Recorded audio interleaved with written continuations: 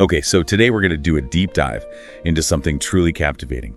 It's the Virgin de Guadalupe celebration. Awesome. And I have to say, like, before I dug into all these sources, my knowledge was like pretty surface level, But wow, just the blend of indigenous and Catholic traditions, the sheer scale of it all. Yeah. I mean, it's huge. it's really incredible. So are you ready to kind of explore this with me? Totally. Like all these layers? It's a fascinating mix of history, faith, and cultural identity. Yes. So let's unravel it. Perfect. Okay, so for anyone who needs a quick refresher, we're talking about the apparition of the Virgin Mary to Juan Diego. Right. That's back in 1531. And he was an indigenous man. Right. And the big thing is, like, she left her image Right. imprinted on his ayata, which is kind of like a cloak made from agave fibers. It is. And what I find incredible is that this happened like just a decade after the Spanish conquest. Exactly, and that timing is so crucial. Imagine the social upheaval, right? The clash of cultures, and this apparition, this image becomes this powerful symbol of unity, this bridge between the indigenous people and the newly arrived Spanish. It's like this divine message of hope and reconciliation in like a time of just immense change. Yeah, absolutely. And speaking of the image, it's housed in the Basilica of Guadalupe in Mexico City. It is. Right. Yes. Which kind of brings us to the celebration itself. The basilica becomes the epicenter of the celebration. Yes. So every year leading up to December 12th, millions of people embark on these pilgrimages. Wow. Some walking for days, even weeks, to reach the basilica. Really? Yeah, it's a testament to the Virgin's enduring power. I mean, it's hard to even grasp the scale of like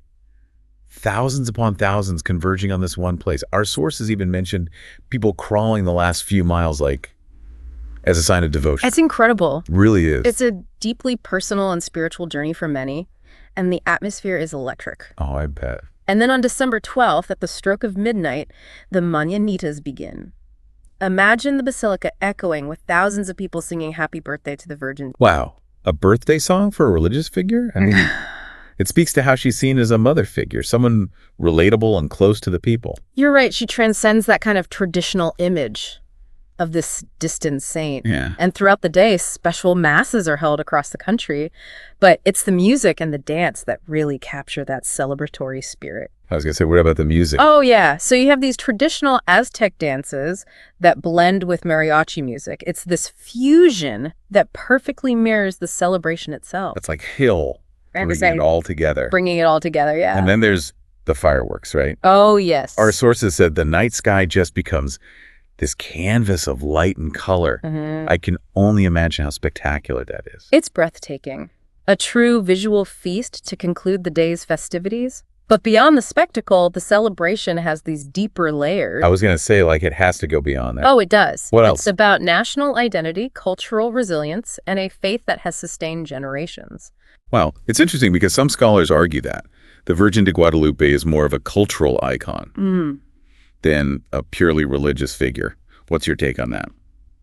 It's a complex issue. She embodies both, For many, she represents the strength of indigenous culture, a symbol of resistance against colonial oppression. Yet she's also deeply intertwined with Catholic faith. Right. Revered as a protector, an intercessor.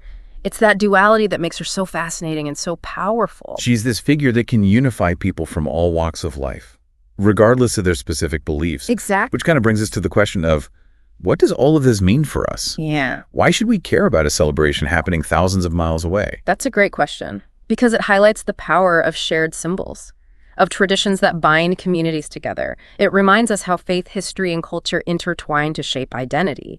And on a personal level, it prompts us to reflect on the symbols and traditions that shape our own lives and communities. What are those things that bring us together, that give us a sense of belonging? It's exactly like it's about recognizing the power of collective experiences. Yeah. And how they shape who we are. Absolutely. I have to say, this deep dive has certainly given me a lot to think about. And for you listening, I'd say this is just the tip of the iceberg. If you're intrigued by what you've heard, delve deeper into the symbolism of the Virgen de Guadalupe. You'll be surprised by the layers of history and meaning you uncover.